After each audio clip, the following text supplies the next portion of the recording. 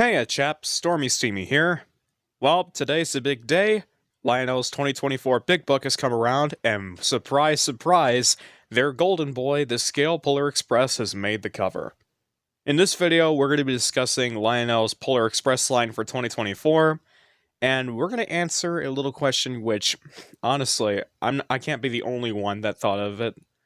But is this a scheme by Lionel, or is this real?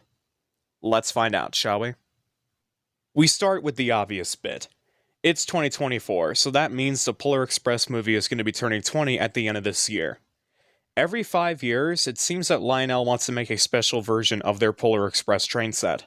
Unfortunately, I don't know a whole lot about the 5th anniversary stuff, but I do know for the 10th anniversary, we first had the Legacy Berkshire and the cars. I have extremely mixed feelings about its desirability on the secondhand market. In 2019, Lionel had the metallic finish Lion Chief train set with the 15th anniversary emblems up and down the train.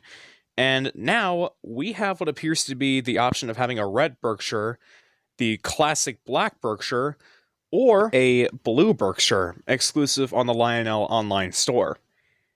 Kind of a first for us, huh? Now, this is one aspect that will send eBay into a late-night frenzy.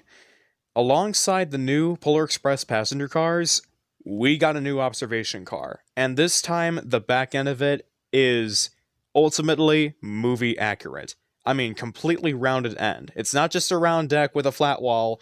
The whole back of it is completely rounded. It's perfect. In all honesty, I think Lionel has been reading my mind. I always got a little bit irritated by the back end of their older version of the observation car, and for them to completely rework it is amazing, honestly.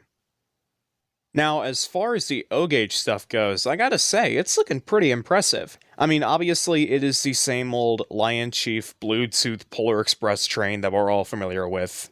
The Bluetooth technology, the Lion Chief remote, the new snow on the car's roofs and all that. But the logo on the Polar Express's tender has been given a temporary update. Definitely love the font there. Yes, I know it's kind of hard to tell because of the low quality of the image, but it's not my fault. Blame the moto.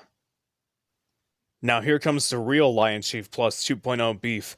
You can have the Polar Express 25th anniversary LC2 Berk as a separate engine. Of course, you can have the original LC2 Polar Express Berkshire, but this is where things take a very unpleasant turn. If you want, you may skip, but here's the point. I don't have a problem with Lionel putting Polar Express liveries on stuff. It does make everything look a little festive. But why the fuck would you put it on an Amtrak locomotive? Yeah, you can put it on speeders, you can put it on doodle bikes, you could put it on the Vision Line Big Boy for all I care. But a Polar Express Genesis? It's almost like the time when MTH, when they were still around, made their version of the Polar Express, but to avoid any kind of copyright issues or war with Lionel, they called their train the frickin' North Pole. This, as well as the Polar Express Genesis, might as well be considered one of, if not, the most undignified move in model railroad history, or this picture of my crush Oakley from Pokemon Heroes is not an edit. Okay, now that I got that out of my system, there's not really a whole lot left in the Polar Express section of the Big Book, except for two 20th anniversary scale boxcars and these two hand cars featuring the Hero Boy and the Conductor, which I will admit, these are cute! I can already imagine one of these things running right alongside the Mickey Mouse hand car next time the tree's up. Now, before we go to the final verdict, I have been wondering something involving the engine's features. Now, for the past few years, Lionel has given you the option to select between 5 different whistles and bell tones on their engines. Well, if they're going to do it on all those engines, they're definitely going to do it on the Polar Express. So, it leaves me wondering, what do you think the chances are of us hearing the Sierra 3 whistle on this? I mean, it's not a bad idea, right? I mean, if they can take recordings of the whistle from Strasbourg 90 for their Strasbourg 90 model, surely they can take recordings of the Sierra 3 whistle for their new Polar Express. Now, I'm not saying that Lionel should do that. It's just an idea. We all like an idea or two, especially in this hobby. Now then, Final verdict. Is the new Polar Express the golden boy of 2024? Well, it's somewhere in the middle. It's not bad, but it's not good either.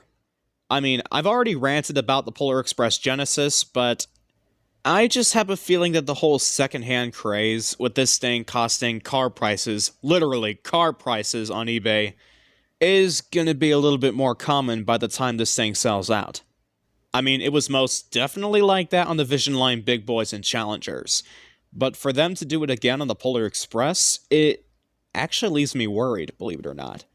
I mean, this isn't what Lionel's Polar Express was supposed to be. Just like with a lot of their products, this is something for the masses, not the classes. Yeah, a Polar Express passenger car alone is going to cost you upwards of $250, but you know what? It might as well be worth it. I know I'm going to sound like an idiot for saying it, but the Scale Polar Express is just another O-Scale set. Yeah, it's a special set. Yeah, it's for Christmas. Yeah, it's based on a movie and a book. But does that really give you a reason to make this thing so expensive online? No, just no. Now, I'm not saying that I hate this train. In fact, I think it's a great one. Lionel was quite a hero making this train set and making a big impact in the model railroad hobby. But by God, its production is just mean. eBay sellers are real cocks here. Look at this eBay listing of this pure Marquette 1225 locomotive. Look at that price. $2,500 plus $50 for shipping. You think that's bad enough? Well, look at this. $3,500! And that's for a real Polar Express Berkshire. You'd be better off getting some random steam locomotive and putting Polar Express decals on it. Like I once did with the Rivarossi Dreyfus Hudson. Yep, I didn't know any better. And on that bombshell, not much else for me to say here. I give Lionel's new Polar Express a 8 out of 10. Now, if you excuse me, I'm gonna go watch Initial D 4th Stage. Cheerio! Ugh. Thank God that review's over. I mean, it's okay and all, but it could have been better. Huh? What hit me? Daylight! How could you do this to me? I thought we were friends.